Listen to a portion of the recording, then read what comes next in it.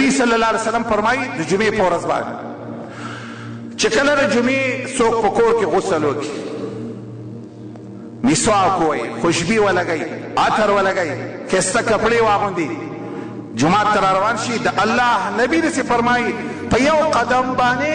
د یو کال د تهجد ثواب، په یو قدم باندې د یو کال د روجو ثواب. یو حدیث دی ډېر عجیبه حدیث بخاري کې راولی، جمعې ورځ ده مثلا نبی صلی الله علیه وسلم وایي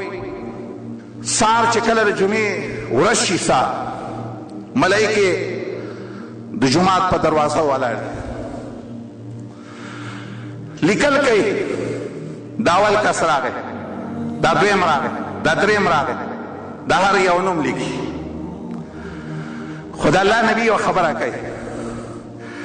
چې کله امام راوځي، امام او امام جمعات ته راورسېږي او منبر باندې ودرېږي مثلا، فاذا خرج الامام طووا صحفهم، چې امام منبر ته راشي ملائکې خپلې صحیفې راغونډې کړي، نور یې لیکل بس، نور دې نه لیکم په عابدینو کې، نور دې ثوابونه اجرونه چې وو هغه مخکې ولې نه راتلی.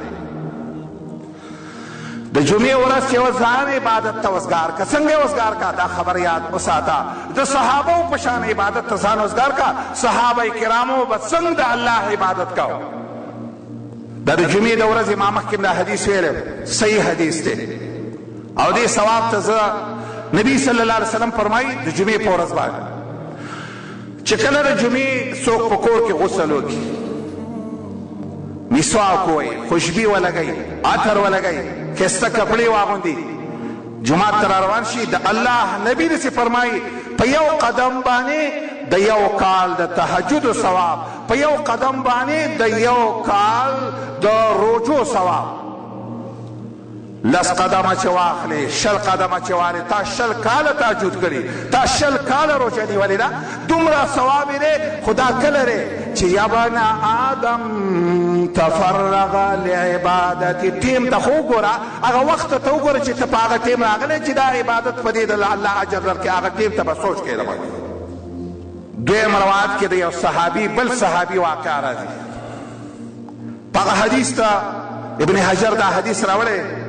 د جمعې په ورځ باندې مثلا یو جمعه باندې یو سړی دوه وخته راغی، ملایکې ویلې کې دا پلانکې د پلانکې زوی راغی، چې په دویمه جمعه دی ناوخته راشي او رانه شي په ټیم باندې، یو ملک د بل نه تپوس کوي، هغه پلانکې خو نن رانغی، د وخته رانغی، ولې؟ دا ملایکې الله ته وایي یا الله اللهم ان كان ضالا